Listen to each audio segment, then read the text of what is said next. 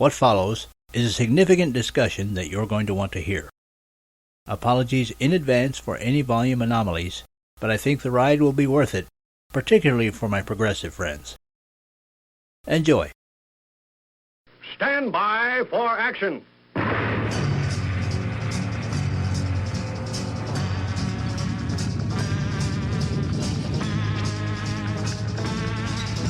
Thanks for joining me. My name's Dave Miller. I am the Unpleasant Blind Guy. The whinorama goes on from the progressive left regarding the 2016 election of Donald J. Trump as the presumptive President-elect of the United States. You're being told that you're being denied the opportunity of living in a golden progressive age because a horrible xenophobic, Islamophobic racist has been elected. It's a horror, because if you only could have had Hillary Clinton elected, you would have had the great wonderfulness that is the legend of Scandinavia in general, and Denmark in particular, as Bernie Sanders had pointed out to you. Well, you know what, guys? I have someone here with me right now that's from Denmark. And, folks, truth is not always pleasant. So I'm going to go over some things that you've been told with someone who actually lives in Denmark and who has a perspective on this. I want to introduce to you Tania Groth. Tania, first of all, would you like to tell the people a little bit about yourself, who you are, more or less where you live in Denmark, and you have representation of an organization there too, do you not? Yes, I do. I'm the spokesperson or leader of a group called For Freedom, but essentially it is Pegida Denmark, and we've been hitting the streets for going demos for about 2 years now, almost. Yeah, close to. In January we'll be have been on the street for 2 years demonstrating against Islamization of Europe and Denmark. All right, and I will want to get into that with you a little bit later on, because I think it's important, because so many progressives over here, I don't believe that progressives are stupid. I believe that they believe what they've been told. And what they've been told is basically what I just... makes them kind of stupid, doesn't it? well, I think... just blindly go along. I think good, sincere people sometimes trust, maybe when they shouldn't, but it always helps to dispel some misconceptions. Now, one of the misconceptions that a lot of progressives over here have is that Scandinavia in general and Denmark in particular are golden lands where everything is free, no one has to work, and somehow there's a never-ending supply of money for everyone to live in the lap of luxury. So let me ask you, Tania, first of all, is everything free in Denmark? Oh God, no. What do you mean by everything? We do have free health care and education to a degree. So no, not everything is free, but yes, it's heavily subsidized by the government. Actually, by the very few working people, I would say in Denmark. You consider, what is it about? I'm thinking about a quarter of the population is actually carrying the rest, and of course, it's getting worse and worse. Okay, so people in Denmark do actually have to work. Well, of course. I mean, I go to work every day. When it's not the land of milk and honey in that sense. For some people, it is the land of milk and honey because, for example, migrants, they come here and they get a very generous allowance, sometimes more than even a Danish citizen. And they basically, many of them sit around and loaf around for years. While for example, my taxes go up and my retirement age is going up. So it's not the land of milk and honey. It was maybe at one point, but it is really taking a steep downward turn. Right, and that is something that I also wanted to hit here. Because when people reasonably ask of those that have been told this, who pays for all of this? They say, well, only the evil rich pay for it. Those jerks that have mansions and yachts and private planes and hot and cold running prostitutes, they pay for it. The people don't. So, Tania, do you have a private plane? Oh, God, no. No. Hell, I wish I'd had an elevator just up to my apartment. So no private plane, no yacht, no mansion. No, not even a car. Hey, My last bicycle got stolen. Well, there you go. So, no, I can't live in a lap of luxury. I have like 60 square meters. Okay. It's like a small apartment. It's cozy, of course, but no, I do not live in a lap of luxury. I get up at 6 o'clock every morning. I go to work, regular job, come Well, home, and yeah. well, see, that's it. There are progressives here who believe that it's only the very rich that pay so that everyone else can live in that lap of luxury. Now, let me ask you, Tanya, you work a regular job, as you say. Mm. About how much of the income you make goes for taxes? It's about 38%. Okay, so about 38%. Now, is that a national tax, or are there local taxes, sales taxes? Yes, yes, there are. There are. So Yeah, so there are different yeah, taxes. 25% VAT. All right. Now, for those who don't know, a VAT is a value-added tax. That's a tax on what you buy.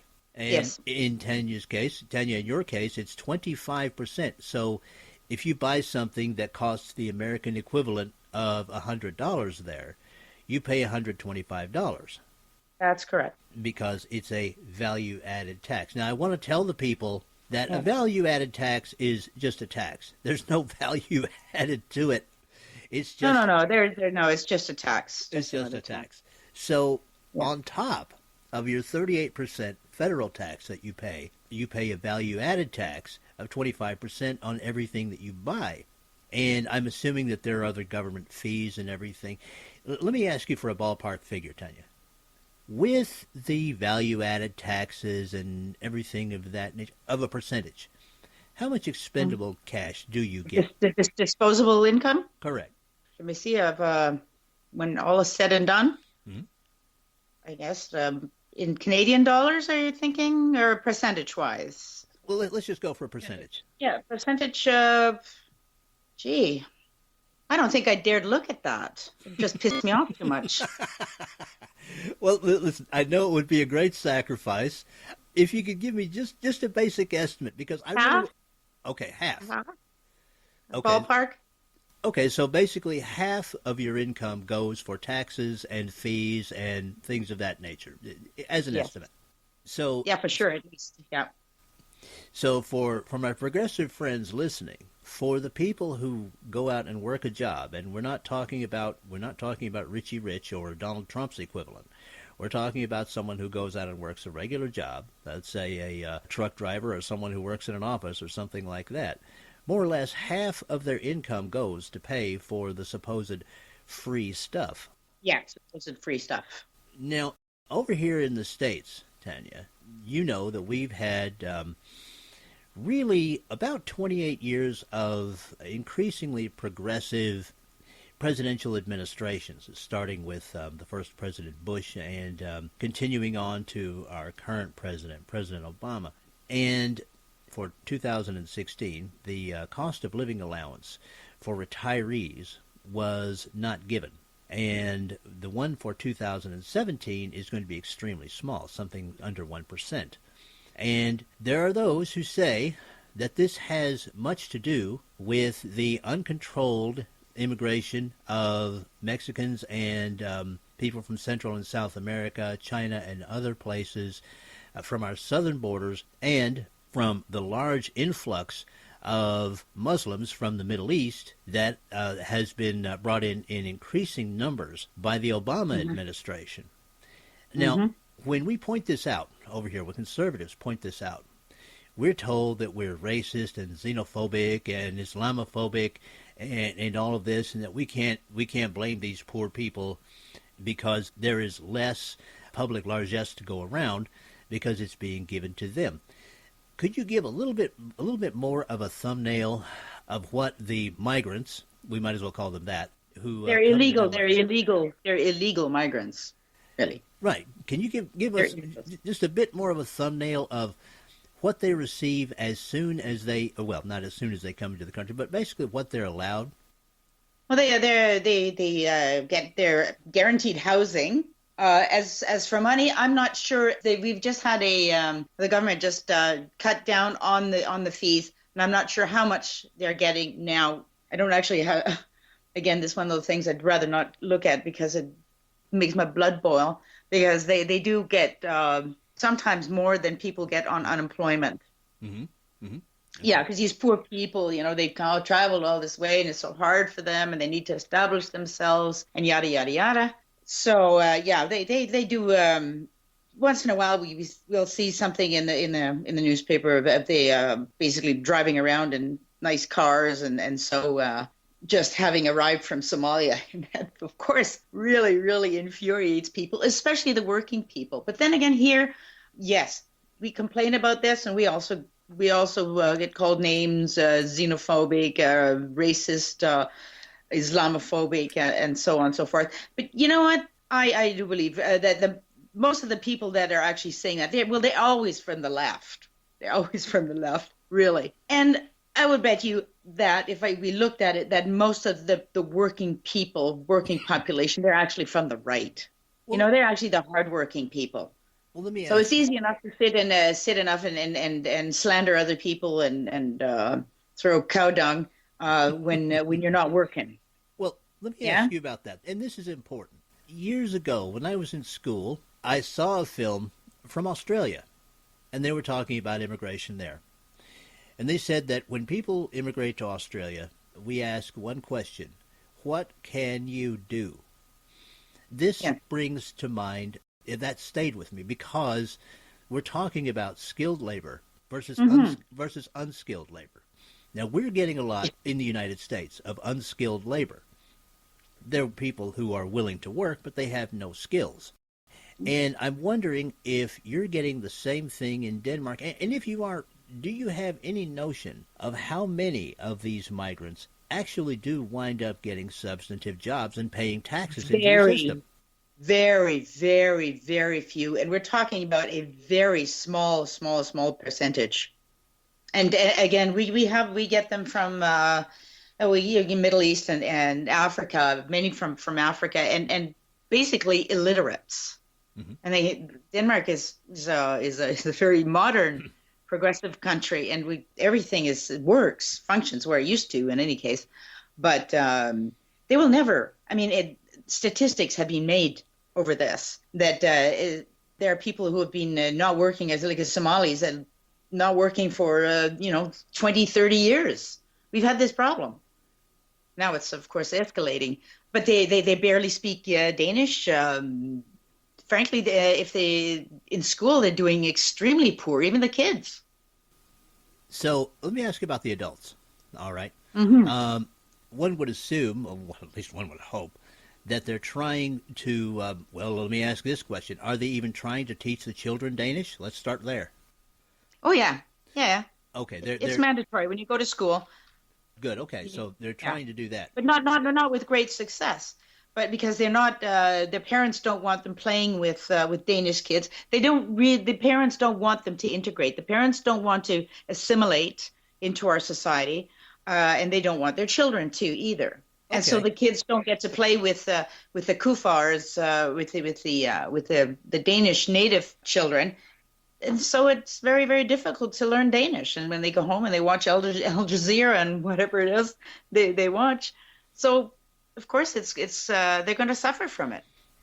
Now the Mhm. adults. Do these people even bother to try and learn Danish, or do they demand to have translators and that government documents be in their own languages and things of that nature? I'm not sure of that. I think our government is a bit stringent on that. They have to learn Danish. I don't think it's quite as crazy it is as I've heard in the U.S. But yeah. But I'm not sure how it is if they go to a lawyer, if they go to a doctor, if they get paid for translators. It wouldn't surprise me, but I haven't heard much of it. No. Okay, well No. that's what's going on here. I mean, we have government documents in several languages now, and there's a has been for years a movement here in the United States to get people who immigrate to this country to learn English just so that they can communicate and maybe prosper. Then let me ask you generally about immigration. And this goes to Pegida and to other organizations like that in Denmark. My guess, and correct me if I'm wrong, is that you are not opposed to the immigration of people who have skills, want to learn the language, and want to assimilate to your country's social and cultural norms. Am I correct? Absolutely correct. Of course, we have no problem with, like you said, people who have skills and who want to, that genuinely want to become Danish and be a part of Danish society. That would be foolish to have a problem with, for us to have a problem with that. No, we have no problem with that at all, and it doesn't matter where they're from. So it has nothing to do with race or color. So long as you have a will and the heart to be a part of our society, and you have some skills and you can contribute, they're more than welcome. Absolutely. But those aren't the people who are coming. Right. Very few of them. That's what I was going to get into. What you're getting are people who have to be educated often from the ground up, who were probably illiterate even in their own countries, and people who have absolutely no social skills when it comes to Denmark. Well, they're not coming here, David. They're coming here for the money. They do get money here. Mm-hmm. Yeah, they get free money. What they call free, it's out of my pocket and other hardworking Danes' pockets. Mm-hmm. But the word is spread down in Africa that there is money in Scandinavia. And Scandinavia, they're suckers. Yeah. So they're not coming here to be Danish or to assimilate. They're coming here because, well, hey, we have money. Well, I guess you can't fault them for that. We can only fault our government for giving into that, which is creating this flood into Europe. If we shut the coffers tomorrow, Germany and all European countries said, you're on your own. You get not a penny. You get nothing. Nada. It would stop. The whole thing would stop. Right. In the States, we call that turning off the magnet. And certainly that's something that I advocate for here in the United States. And to my progressive friends, I just want to say that you're listening to Tania, and I'm going to ask her about this next. More welfare for these immigrants, these illegal, unskilled immigrants, means less welfare for you and for those people in the United States who need it. And that's why I'm talking to Tania right now. Tania, let me ask you this. The people in Denmark who actually need social services, the disabled, the elderly, the people like that. Oh, boy. Are they beginning to see services dedicated to them lessen? Very much so. Okay. Can you tell me about that? Very, very much so. Less nurses, less staff in the old people's homes. Frequently, I read articles in the newspaper. They even post pictures of some of the food that they serve the elderly, and it is just appalling. It's horrifying. It's shocking, and the way we treat our elderly now is I have no words for it really. And yes, the services are going downhill, and people are starting to notice it. So, because of the influx of the migrants, there is actually less money. Yeah, the resources flow over to the newcomers. Okay. So basically, these elderly people who have worked all their lives to create this wonderful society that we kind of used to have, they are being treated like garbage. They're sitting in their dirty diapers and getting shitty food. Yeah. So that's the land of milk and honey for you now. Well, there you go, guys. I mean, that's the reality. That is the reality. Let's face it. Truth. It's pure economics. It's so simple, so simple. The more people you have not working, it's a smaller part of the pie for everybody. It's just so basic.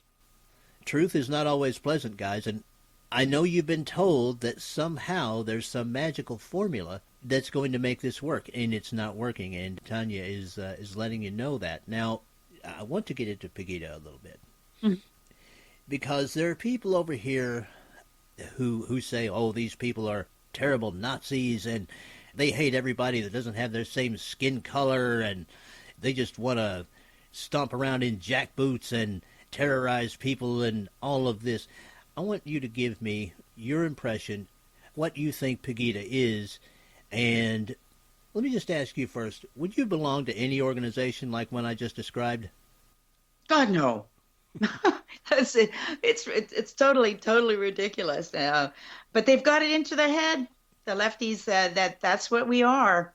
So, and there's no dissuading them. Never mind, we sometimes have people of very different colors coming with us on our demos They still yell Nazi at us. They still yell racist at us. If there's a disconnect, there's a complete disconnect.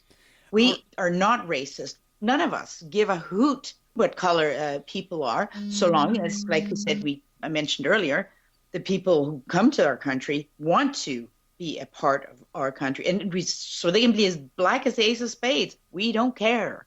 Okay, well then, tell me and the listeners. I have a little bit of knowledge of Pegida. But tell the listeners, because I'm aiming this program at progressives in the United States, tell them what Pegida is, what it's about, and the kind of people that are in Pegida, if you would. Absolutely, completely normal people. You don't see there's no skinheads. We have young people. We have old people. We have our oldest member she's 90. An older lady in a fur coat. She comes along, and she was in the resistance in the Second World War. Oh, wow. She knows. Well, she knows when she can recognize an enemy when she sees one, and she sees an enemy in particular Islam. And we are absolutely against Islam. We're an Islam critical group, and we try to protect also the values that we have in our country that's taken us many hundreds of years to develop. Women's rights, for example. With the influx of Islam, we see more rapes, we see more violence. Women are afraid to go out at night. They only go out in groups, and it's becoming unsafe place to be. So we are fighting against that. We want to keep our society whole and wholesome. Sure. And safe for everybody, like it used to be at one point. But it is every single day, Dave, every single day. Read in the newspaper. The migrants done this. They're throwing bricks off bridges onto cars, burning cars, robbing people, beating them up. It is really, it's quite astonishing how bad it's gotten in just the last 10 years. But basically what we are trying to do is we're trying to inform, we're trying to let people know what Islam is. So we try to inform them about Sharia, and we try to make people wake up and step away from their TVs and their computers, and just to fight for our society, to fight for our culture. Our culture is changing with this foreign culture that comes in. Halal is being forced on us, halal meats. You don't have to put any stickers on, so you never know. So basically you're paying to these Islamic organizations, to some imam saying prayers over your meat. The Muslim women are demanding separate swimming. Yeah, no men in the swimming, and they want to swim with their burqas and bikinis on. And the Danes saying, "Oh, okay, we want to be so tall, we want to be tolerant, we want to be all inclusive," but it just doesn't stop. There's one demand after another. In daycares, they don't serve pork. Pork is a big part of a Danish diet, Mm-hmm. but not any longer in the public institutions. Well, You don't want to offend the Muslims, and that is just a slippery slope. So what you're saying is that what Pegida is against is what I call the Islamization of Denmark, or Yes. Pegida is, of course, a larger organization. Yes, and we're not just against something. We're also for our culture, and we're for freedom of speech. That's a big one. We are for freedom of speech because that is under pressure as well. Well, you know what, Tanya? I personally call this the new civil rights movement because, as I see it, whether it's over here in the States or in Germany or Denmark or the UK or wherever it is, when a vast majority of Muslims come to these countries, they don't care about the civil rights of the people that are there. They don't care about the civil laws of the people that are there. They don't care about the rights of women. They don't care about the rights of the disabled. They don't even care about the protection of animals. No. And this is why progressives, there are organizations like Pegida, and there are organizations like the English Defense League. This is why there are organizations of this kind, not because we want to hate, but No, because no, no. we want to make Protect. sure, yes, we want to We want protect. to protect. We want to protect the rights of women. And believe it or Hmm. not, guys, we want to protect your rights too, because you have the right to speak and assemble and do the things that you want to do as long as no one else gets hurt. But in a Muslim culture, you do not have those rights. Go back and listen to some of my previous shows. I've discussed slavery, female genital mutilation, forced marriage, things of that nature. This is what Islamic culture brings along with it. Now, I'm going to ask you this one, Tania. What do you say to the progressives who give you the standard, well, it's not every Muslim argument? When I say it's not every Muslim, there are cultural Muslims that appear to be assimilating, and there are indeed some that have assimilated. But my point is that if you are Muslim, then the Quran is the law. See, what I see is that there may be a tipping point when there's enough Muslims that are radicalized, and they get more say. For example get into the political structure, like death by democracy, basically. Then the moderate Muslims will turn. That is my opinion. Then they will go with the strong horse. See, this is an opinion that I've had. And I'm glad that to hear you voice it in a sense yourself, because over here, what is said is that, well, maybe only about 10% of Muslims are radicalized. And what they mean is only about 10% favor or engage in what you could call jihad of the sword, or violent jihad, shooting people, exploding dynamite vests or explosive vests, taking people hostage, that sort of thing. Only 10% of them do this, and the rest of them are just wonderful and want to live in peace. But if you look at the demonstrations that Muslims put on, you see tens of thousands come out when someone draws pictures of Muhammad.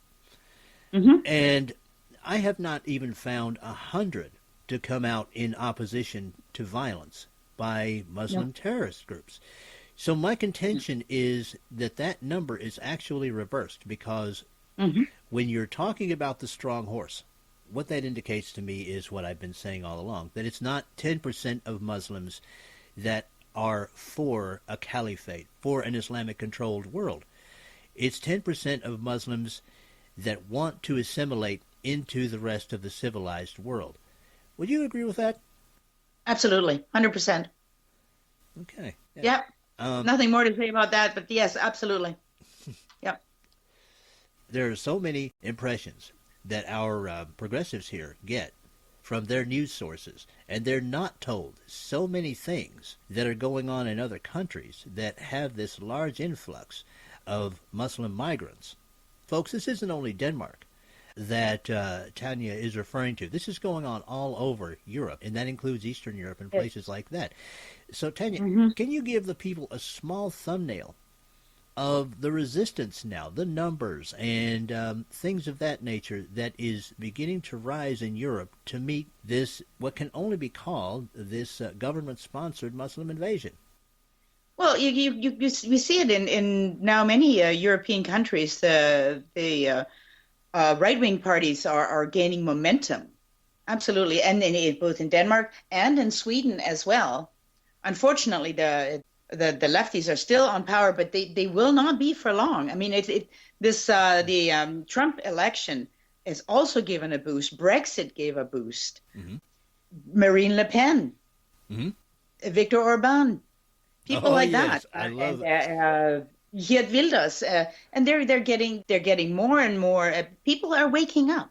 People are waking up. So I can't give you any numbers as such, but Right. there are movements. We have several movements in smaller movements also in Denmark, self-defense movements, or we're looking at neighborhood watch groups, and that's happening throughout Europe. I guess the danger there is that the very, very far right, the real Nazis, Hmm. gain too much momentum. That would be bad. That would be bad as well. But Absolutely. but mostly what you're, yes, and I would reject that as well. But Yeah. mostly what you're Yeah. talking about though are ordinary people Yeah. And the sizes of these demonstrations. Now, this is something you guys in the States need to understand. The size of the demonstrations, there are people marching in their thousands in Europe. Tanya, would you agree with that? That's correct. Although in Denmark things haven't gone that as they're not bad enough that it forces people out of their easy chairs. Hmm. In Germany, though, I've been in Dresden. I gave speeches there three times in Dresden, and there are thousands of people, Hmm. thousands and thousands, ordinary people. We're talking ordinary, completely ordinary people from young to old. I haven't seen a single skinhead to any of these Pegida demonstrations in Dresden, for example. Hmm. And I've been to a demonstration in Sweden as well. Completely ordinary people. The people who walked with us, also completely ordinary people. Let me ask you, Angela Merkel is actually running for re-election. Do you see Oh her? God. Do you see her keeping her spot as PM there in Germany? I find that hard to believe. I really would. But people are really waking up and they're angry at what is happening in their country. I cannot imagine this would happen. Okay, what about the EU? Now I know that that Mr. Junckers has been Oh, making a yeah. lot of noise. He confronted Mr. Orban and berated him for not taking in Uh-huh. more migrants and things of that nature. And you know his stance on behalf of the people of his country. Oh, absolutely. Yes. Um, I'm a great fan. so am I. But Yeah. do you see the EU as the problem in this migration crisis? And how long do you see the European Union standing given their position on allowing this large migration of Muslims into Europe? I personally don't see it standing very long. It is in the process of disintegrating. Hmm. Hmm. For example, Marine Le Pen, if when she gets in, I'm saying when, that would be the end of that. Really? That would be the end of the. Yeah, I'm pretty sure that'll be the end of the EU, and the EU has failed catastrophically. The EU was supposed to.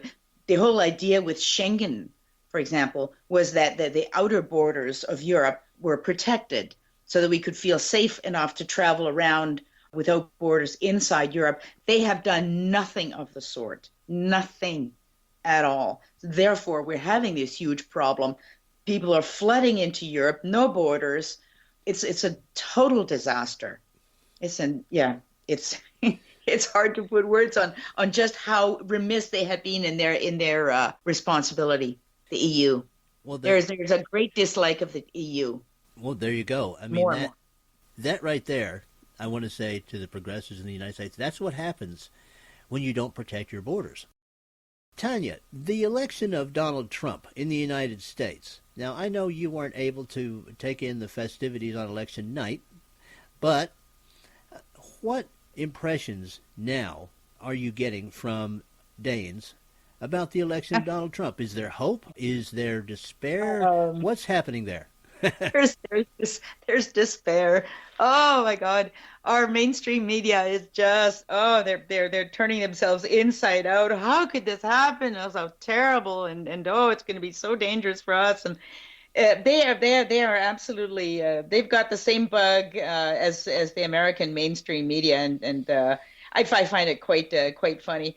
Of course, I hang around people who are Trump fans, basically. But most Danes, I would say, they were amongst those of Europeans who really wanted Hillary to win. Mm-hmm, mm-hmm. So they were quite upset. The days after the election, it was they might as well have been running around in black, all of them. Oh, okay. Well, do you think that Danes, once the election of Donald Trump becomes a fait accompli on December the 18th, Hmm. do you think that they will at least give him a chance as a leader, or are their Yeah. hearts set against him completely now and forever? No, no. They will. They'll get used to the thought, and ultimately he will. I am sure that he will do some really good things very fast, and that will spread, and I'm sure his popularity will rise. And like I tell my progressive liberal friends, that just take it easy, take it easy. Give the guy at least the first 6 months before you pass any judgment. And I am sure that they are going to change their minds, because I do have great confidence in a President Trump. I do. All I right. think he's a great guy, and I think he'll do a really fine job. And Tanya, I think that is going to just about do it. I want to thank you for coming on The Unpleasant Blind Guy. I appreciate you very much. I know that it's late where you are, and I really appreciate the time you took. And to my progressive friends, to whom I'm doing this show for, I just want to say, I know you're angry right now because Hillary Clinton did not win, but as I said in my Thanksgiving show, you may want to look around at other news sources. You may want to look at what's going on outside of the United States of America. Mm-hmm. You may want to look at what the conservatives are saying and why they're saying it. It's not about racism. It's not about hate. It's about wanting to protect you and your children and the prosperity of the United States of America and our future, the future for all of us, regardless of skin color. Don't give in to the propaganda that is on so many news channels right now. There is a future ahead for us, and it's a future that we all have a place in of prosperity if we will join together. And that's it for this time. I appreciate... Amen to that, Dave. Amen to that.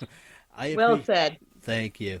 I appreciate Tania Groth for joining me this time, and I appreciate each and every one of you. Thank you for listening, and may your God go with you. Thank you, Dave. Goodbye. Bye. The Unpleasant Blind Guy is copyright 2016 Anno Domini.